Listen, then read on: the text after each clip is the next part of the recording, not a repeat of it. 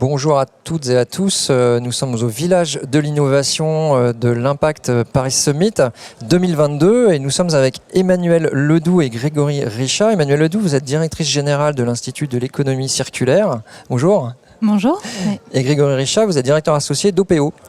Bonjour. Alors, vous allez nous expliquer, commencer par vous présenter. Peut-être Emmanuelle, en quoi consiste la mission de l'Institut d'économie circulaire ? Alors c'est un peu comme son nom l'indique, l'objectif c'est de rassembler des acteurs pour promouvoir l'économie circulaire dans l'économie, mais aussi dans la loi, dans l'organisation territoriale. Une association multi-acteurs, plein de sortes de membres. Très bien. Et Grégory Richat, OPO, c'est un cabinet de conseil, mais de quel genre ?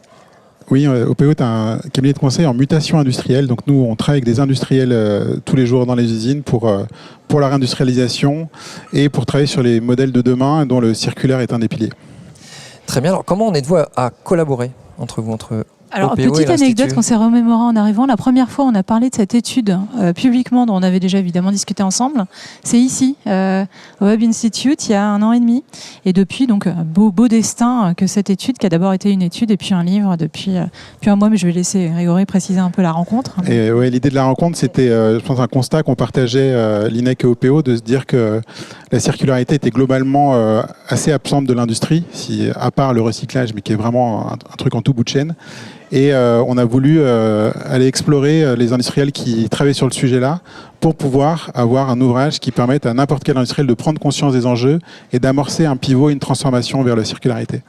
Très bien. Alors justement, pourquoi la circularité est un outil clé dans la transformation des entreprises, Grégory ? Ouais, alors, quand on dit clé, c'est même indispensable. Je pense que quand on voit la crise du Covid, des supply chains, du manque de ressources, de la demande qui change, de la réglementation. Aujourd'hui, les entreprises qui vont rester linéaires, c'est-à-dire qui vont produire des produits qui seront jetés après même pas une seule vie, dans 5 ou 10 ans, elles vont pas perdurer. Et la circularité, c'est ce qui va leur permettre de créer de la valeur différemment avec de nouveaux modèles économiques et une nouvelle façon de penser la ressource en amont de la production. Sans lesquelles en fait elles pourront plus produire. Il y en a beaucoup qui ne peuvent plus produire déjà aujourd'hui à cause du manque de ressources, des contraintes, et il y en aura encore plus demain si ce pivot n'est pas opéré. Très bien. Et Emmanuelle Ledoux, est-ce qu'on est sorti de cette illusion que nous avons des ressources infinies ? Là, c'est difficile de pas en être sorti. Pandémie, Evergreen, crise en Ukraine. Normalement, si on n'a pas compris, on n'est quand même pas très informé. Après, la question, c'est que maintenant, tout le monde est très convaincu, ça, il n'y a plus de doute. C'est comment on passe vraiment à l'action. Et nous, alors, on résume un peu ça entre, au fond, est-ce qu'on est sûr de vouloir ce qu'on demande ? C'est-à-dire qu'on veut tous transitionner, le terme est un peu bizarre, mais vers l'économie circulaire. Mais ça veut dire de la réindustrialisation. Alors, la réindustrialisation, tout le monde est d'accord, sauf que ça veut dire mettre des usines, plus de recyclage, ça a été dit. Ça veut dire mettre des unités de recyclage. Et là maintenant qu'on rentre dans le dur, où ça veut dire des éoliennes, des panneaux solaires, de l'industrie, etc., c'est là où on voit que ça se complique. Donc il y a vraiment besoin, et c'est aussi l'objet de notre travail collectif, de trouver des moyens d'actionner et de travailler en collectif là-dessus. Et alors, Grégory Richat, l'industrie circulaire que vous conseillez, finalement, et que vous favorisez, permettrait le retour d'ouvriers qualifiés, et qui sont en sous-nombre par rapport au cadre aujourd'hui. Alors pourquoi on a besoin d'eux en fait aujourd'hui ? En fait, on a besoin d'eux assez simplement à 2 bouts de la chaîne, déjà pour venir générer de nouvelles sortes de ressources par de nouvelles plantes qu'on vient planter pour changer l'EVA, par exemple.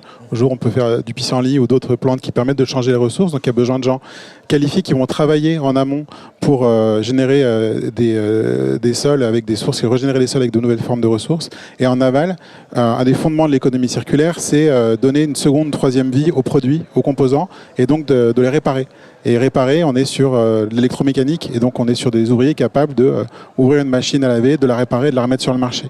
Et donc ça, on est sur des savoir-faire qui sont effectivement des savoir-faire d'ouvriers qualifiés, qu'on a grandement perdu avec la délocalisation, et qu'on va devoir remettre massivement des filières qui vont permettre de créer cette économie de la seconde main qui va être très complémentaire de la décarbonation et de la réindustrialisation. Par là même, c'est une revalorisation aussi de l'image aussi des ouvriers. Tout à fait. On est d'accord. Alors, Emmanuelle Ledoux, comment la circularité accompagne les États, comme la France évidemment, dans leurs objectifs de décarbonation ? Il y a un objectif de décarbonation, hein, c'est la stratégie nationale bas carbone, c'est les États, les entreprises, tout le monde s'est peu ou prou engagé à atteindre le net zéro en 2050. Alors c'est un nouveau sujet presque, alors c'est un petit moment un peu public reportage, on a fait une grosse étude là-dessus nous, qui est disponible partout, sur comment on atteint la décarbonation grâce à l'économie circulaire, ou plus exactement comment il est impossible d'atteindre la décarbonation sans l'économie circulaire. Voilà, encore une fois, très gros sujet, mais ça permet en tout cas de montrer que le débat innovation versus sobriété, il n'existe pas, il va falloir les deux, et ça engage vraiment encore une fois tous les acteurs à transformer rapidement. Mais...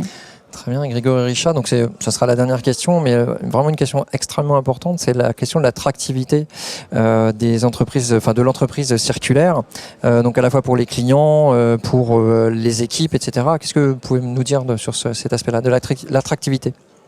En fait, sans circularité, pour moi, une entreprise ne pourra pas être attractive demain. La transition écologique, aujourd'hui, c'est au cœur des attentes des clients par rapport à leurs fournisseurs. Ça va être au cœur des attentes des collaborateurs pour entrer dans une boîte. Et si, entre guillemets, on fait juste changer de prise, qui est déjà pas mal, pour se mettre sur une énergie verte et qu'on trie les déchets, on n'a pas fait grand-chose. Et passer sur le modèle circulaire, on voit des exemples d'entreprises aujourd'hui, c'est le facteur différenciant. Decathlon qui va faire des offres de location et d'abonnement, les investisseurs qui vont privilégier des entreprises qui sont sur la circularité, la réparabilité et la régénération de ressources. Pour moi, c'est le modèle de demain. C'est encore un peu masqué par la crise énergétique qui est très prégnante aujourd'hui, mais les entreprises qui ne vont pas demain, elles attireront ni les talents, ni les clients, ni les investisseurs. Bon, je vous remercie beaucoup tous les deux et bonne continuation. Merci. Et à bientôt. Beaucoup. Merci d'être venus. Merci. Au revoir.